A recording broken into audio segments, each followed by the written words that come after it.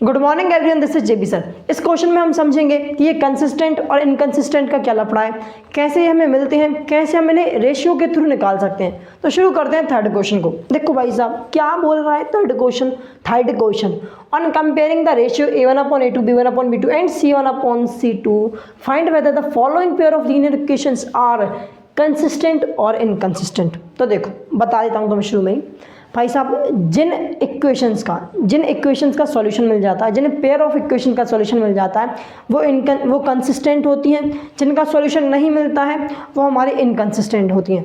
अब question solve करते हैं, सब कुछ समझाऊंगा। ध्यान से देखो, हम पहले क्या करेंगे, इनके रेशियो को कंपेयर करेंगे। रेशियो कैसे मिलते हैं तुम्हें पता होगा, हमें हमारी इक्वेशंस को जनरल फॉर्म से कंपेयर करना पड़ता है। लीनियर इक्वेशन का जनरल फॉर्म क्या होता है, ax plus B Y plus C बराबर 0 ये होता है। जब हम दो इक्वेशन की बात करने लगते हैं तो फर्स्ट इक्वेशन को हम डिनोट करते हैं a1x1 b1y1 और c1 से। बिल्कुल सही बात है।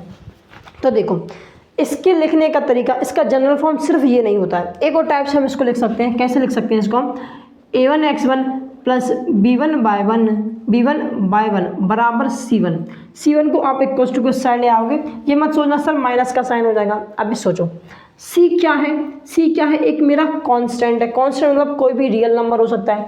अब वो रियल नंबर इक्वल टू के इस साइड रहे या वो इस साइड रहे तो भाई साहब वो तो रियल ही रहेगा। रियल तो हमारे नेगेटिव भी होते हैं, पॉजिटिव भी होते हैं, इसलिए भाई साहब कांस्टेंट नंबर इधर उधर जा सकता है जनरल फॉर्म में। तो मतलब मैं इससे भी कंपेयर कर सकता हूँ, इससे भी कंपेयर कर सकता हूँ। तो ये हो जाएगी हमारी इक्वेशन फर्स्ट। इक्वेशन सेकंड क्या हो जाएगी भाई साहब, a2x2 प्लस b2y2 बराबर c2। ठीक भाई साहब, इससे हम पहली वाली को कंपेयर करते हैं। चलो कर दें यार। On comparing the equation from general form, या फिर on comparing the equation two general form. General form से कंपेयर करूंगा तो मुझे क्या मिलेगा भाई साहब, a1 की वैल्यू मिलेगी मुझे 3, बिल्कुल सही बात है। b1 की वैल्यू कितनी मिलेगी 2, सही बात है। c1 की वैल्यू कितनी मिलेगी भाई साहब 5 मिलेगी। इसी तरीके से अगर मैं a2 की वैल्यू कंपेयर करूंगा तो a2 की वैल्यू कितनी मिलेगी 2, b2 की वैल्यू कितनी मिलेगी भाई साहब -3, c2 की वैल्यू कितनी मिलेगी 7। अच्छा अब क्या करना है, इनके रेशियोज निकाल लो। रेशियो कैसे निकालते हैं, a1/a2। हमेशा रेशियो कर रहा हूँ मैं, ये नहीं मत सोचना रेशियो का मतलब ये नहीं होता कि a1 की वैल्यू 3, मतलब a1 की वैल्यू 3 तो है ही है, कुछ बताऊंगा तो मैं समझाऊंगा। ठीक है, अभी तो सही चल रहा है। रेशियो निकालते हैं, 3/2 कर दो। ठीक है, 3/2 कर सकता है, नहीं कर सकता है। b1/b2 करते हैं, b1/b2 करो, 2 रखो और -3।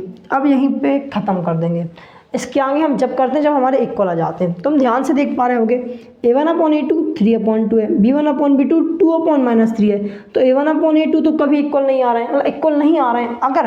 अगर a1/a2 is not equals to b1/b2 होता है तो हम यहीं पे रुक जाते हैं। क्यों रुक जाते हैं, क्योंकि हमें पता है जब कुछ ऐसा आता है तो जो हमारी लाइन होती है वो कैसी होती है, वो हमारी लाइन इंटरसेक्टिंग होती है। कैसी, इंटरसेक्टिंग लाइन्स हमें मिलती हैं। बिल्कुल सही बात है, इंटरसेक्टिंग लाइन मिलती है। कैसी होती है, बेसिकली ध्यान से देखना, ये होती है हमारी इंटरसेक्टिंग लाइन। तो इन दोनों लाइन पे ये पॉइंट कॉमन आ रहा है, कॉमन पॉइंट ही सॉल्यूशन होता है। अरे हाँ ना बोल यार, सॉल्यूशन मतलब क्या भाई साहब, दोनों का। ये जो पॉइंट है इस लाइन का भी सॉल्यूशन है, ये जो पॉइंट है इस लाइन का भी सॉल्यूशन है। मतलब ये जो पॉइंट आ रहा है वो दोनों लाइन का सॉल्यूशन है। और मैंने क्या बोला था, जिन पेयर ऑफ लीनियर इक्वेशन का सॉल्यूशन मिल जाता है उन्हें हम क्या बोलते हैं, कंसिस्टेंट। कंसिस्टेंट। अबे कंसिस्टेंट की स्पेलिंग क्या होती है, अच्छा कंसिस्टेंट। देखो मेरी इंग्लिश थोड़ी ख़राब है, चलेगा, तुम्हें आ तो रहा ना समझ। ठीक है, अगला क्वेश्चन देखते हैं भाई साहब। ये हो गया हमारा कंसिस्टेंट, वेरी गुड। जिनका सॉल्यूशन मिलता है उनको कंसिस्टेंट, जिन्हें सॉल्यूशन नहीं मिलता उन्हें इनकंसिस्टेंट। इसको देखते हैं भाई साहब। अब मैं डायरेक्ट करूँगा, ठीक है, a1 और a2 का रेशियो निकालूंगा डायरेक्ट। a1/a2 कितना मिलेगा भाई साहब, a1 की वैल्यू 2 है, a2 की वैल्यू कितनी है 4 है। ओके, क्या ये कट सकता है, हाँ कट सकता है। 2 1 2 2 2 4 1/2 आ गया। ठीक है, b1/b2 करो, b1 की वैल्यू कितनी है भाई साहब -3, b2 की वैल्यू कितनी है -6। कितना आ जाएगा, माइनस को मार देगा, 3 1 3 3 2 6, तो 1/2 यहाँ भी आ गया।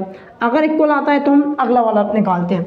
C1/C2 निकालो, C1 की वैल्यू कितनी है 8, C2 की वैल्यू कितनी है 9। देखो क्या ये कट सकता है? नहीं कट सकता। तो हमें क्या मिल रहा है कि भाई साहब A1/A2 तो इक्वल आ रहा है B1/B2 के, लेकिन B1/B2 is not equal to C1/C2। तो हम क्या बोलेंगे, जो हमारी लाइन होंगी, कौन सी लाइन होंगी, वो हमारी लाइन पैरेलल होंगी। सीधी सी बात है, लाइन्स हमारी कैसी हो जाएंगी, पैरेलल लाइंस मिलेंगी। अच्छा, अगर पैरेलल लाइंस मिलती हैं तो तुम ध्यान से नोटिस करोगे इन दोनों में कोई ऐसा कॉमन पॉइंट नहीं है, इन दोनों में कोई ऐसा कॉमन पॉइंट नहीं है जो दोनों का सॉल्यूशन हो। अगर सॉल्यूशन दोनों का सॉल्यूशन नहीं होगा, मतलब हम बोलेंगे कि इस linear equation in two variable के पेयर का कोई सॉल्यूशन नहीं है। कोई सॉल्यूशन नहीं है मतलब क्या, जो हमारी लाइंस होंगी वो कौन सी, कैसी होगी, इनकंसिस्टेंट। कैसी होंगी यारा, इनकंसिस्टेंट होंगी। इसमें कोई शक और संशय वाली बात नहीं है। स्क्रीनशॉट लो। अच्छा, थर्ड वाला करते हैं, ध्यान से देखो क्या बोल रहा है भाई साहब। थर्ड वाला ये है कुछ डायरेक्ट रेशियो निकालूंगा, तुम लोग करते रहना वो सब कुछ जो करना रहता है। कंपेयर करना पहले, फिर लिखना, पहले जनरल फॉर्म लिखना, ऑन कंपेयरिंग करना, रेशियो निकालना। मैं रेशियो निकालने से शुरू करूँगा, ठीक है। तो A1/A2 अगर मैं करता हूँ तो क्या मिलेगा, ज़रा ध्यान से देखो। A1/A2, A1 की वैल्यू कितनी है, ध्यान से समझना, 3/2 तो A1 की वैल्यू है, होल डिवाइडेड बाय A2 की वैल्यू कितनी है 9 है। कितनी है यार, 9/1 भी बोल सकते हो, हम बोल सकते हैं। देखो जो चीज़ डिवाइड में होती है अगर वो ऊपर आना चाहती है तो वैसे घूम के आती है, मल्टीप्लाई में होती है। जब ये मल्टीप्लाई में आती है तो घूम के जाती है। ध्यान से देखेंगे ये क्या हो जाएगा, 3/2 मल्टीप्लाई बाय 9/1 था, घूम के आएगा 1/9 हो जाएगा। डिवाइड की चीज़ अगर मल्टीप्लाई में होती है तो घूम के आती है। अब हम किसको काटेंगे, 3 1 3, 3 3 9। अरे हाँ ना बोले यार, तो रेशियो क्या जाएगा 1/6, 2 × 3 क्या हो जाएगा 6 हो जाएगा। बिल्कुल सही बात है। अब क्या करेंगे, B1/B2 निकालने की कोशिश करो, फटाफट से करो भाई साहब, फटाफट से करो। 5/3 कितना है यार, 5/3 होल डिवाइडेड बाय कितना है -10। अच्छा, -10/1, ये भी क्या होगा, घूम के आएगा। सो 5/3 मल्टीप्लाई बाय कितना हो जाएगा, 1/-10। देखो माइनस ऊपर भी लिख सकते हैं, नीचे भी लिख सकते हैं, कोई फर्क नहीं पड़ता है, ठीक है। 5 1 5 हो गया, 5 2 कितना हो गया 10। 3 × 2 कितना हो जाएगा भाई साहब 1/6, लेकिन माइनस का। अब ध्यान से देखना, कई बच्चे यही गलती कर देते हैं कि भाई साहब वो लोग माइनस का साइन नज़रअंदाज कर देते हैं। तो माइनस का साइन कभी नज़रअंदाज मत करना।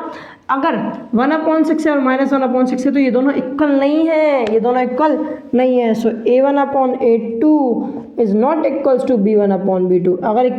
अगर दोनों एक दूसरे इक्वल नहीं है तो कैसी लाइन्स होंगी, हमारी लाइन्स हो जाएंगी भाई साहब इंटरसेक्टिंग लाइंस बनेगी। हाँ जी, इंटरसेक्टिंग लाइंस बनती हैं, बिल्कुल ऐसी लाइंस बनती हैं। तो ये जो पॉइंट होगा वो इन दोनों का सॉल्यूशन होगा। अगर सॉल्यूशन होगा तो इसे हम क्या बोलेंगे, कंसिस्टेंट। जिनका सॉल्यूशन मिल जाता है उन्हें हम क्या बोलते हैं, कंसिस्टेंट बोलते हैं। फोर्थ वाला देखो फटाफट से, और फटाफट से ख़त्म करेंगे फिफ्थ वाले को भी। A1/A2 करते हैं भाई साहब। A1/A2, A1 की वैल्यू कितनी है 5 है, A2 की वैल्यू कितनी है -10 है। तो इसका रेशियो क्या मिलेगा, 1 टाइम में 2 टाइम में। क्या आ गया भाई साहब 1/-2, मतलब ये माइनस जो ऊपर भी जा सकता है नीचे भी जा सकता है, कोई नहीं फर्क पड़ता, नीचे ही लगा रहने दो। अब क्या करते हैं भाई साहब, B1/B2 को मतलब क्या, B1 की वैल्यू -3, B2 की वैल्यू कितनी है, B2 की वैल्यू कितनी भाई साहब 6 है। अच्छा, 3 1 3, 3 2 6, कितनी वैल्यू हो गई भाई साहब 1/2 माइनस का। तो मैंने बोला था ना ऊपर ले लो नीचे ले लो एक ही बात है। तो -1/2 सेम आ रहा है। अब क्या करेंगे, C1/C2 की वैल्यू कितनी आएगी, ये आएगी 11/-22। ठीक है, 11 1 11, 11 2 22, रिजल्ट क्या आ गया -1/2। तो देखो ये जो माइनस होता है ना वो बेसिकली किसी ऊपर नीचे वाले नंबर के साथ नहीं होता, वो पूरा का पूरा रैशनल नंबर, क्योंकि 1/2 पूरा का पूरा एक रैशनल नंबर नहीं है, वो दो दिख रहे हैं लेकिन वो पूरा का पूरा एक ही रैशनल नंबर है। तो जो -1/2 होता है ना वो कुछ इस प्रकार से होता है, जो माइनस का साइन और फिर 1/2 ऐसा होता है। क्लियर हुई, ठीक है। इसलिए अब हमें देखने को मिल रहा है कि जो A1/A2 है वो किसके इक्वल आ रहा है, B1/B2 के इक्वल आ रहा है। हाँ जी, और जो B1/B2 है वो किसके इक्वल आ रहा है, C1/C2 के इक्वल आ रहा है। मतलब तीनों इक्वल हैं। अगर तीनों इक्वल तो मैं बोल सकता हूँ लाइन कैसी होंगी, कोइंसाइड करेंगी लाइन। अगर लाइन कोइंसाइड करेंगी मतलब एक लाइन के ऊपर दूसरी लाइन हो जाएगी। ठीक है, तो भाई साहब इसके तो बहुत सारे इनफाइनाइट सॉल्यूशन हो सकते हैं, क्योंकि इनफाइनाइट पॉइंट कॉमन होंगे दोनों लाइन में। अगर सॉल्यूशन होते हैं उन्हें हम क्या बोलते हैं भाई साहब, कंसिस्टेंट। क्या चीज़ यार, कंसिस्टेंट बोलते हैं। अब वापस से इसका स्क्रीनशॉट लो। फिफ्थ क्वेश्चन देखते हैं, ध्यान से देखो क्या है भाई साहब। फिफ्थ क्वेश्चन में 4/3, ठीक है, कंपेयर करते हैं। कंपेयर करेंगे भाई साहब A1/A2 को। A1/A2 की वैल्यू कितनी है, A1 की वैल्यू है 4/3, ठीक है, होल डिवाइडेड बाय A2 की वैल्यू कितनी है 2, 2/1 भी लिख सकते हैं। ये जो आएगा घूम के आएगा, इक्वल्स टू के साइड आएगा, तो क्या हो जाएगा 4/3 मल्टीप्लाई बाय 1/2, 2 1 2, 2 2 4। रिजल्ट क्या मिला भाई साहब 2/3 बचा रह जाएगा, तो ये हमारा रेशियो हो जाएगा इसका।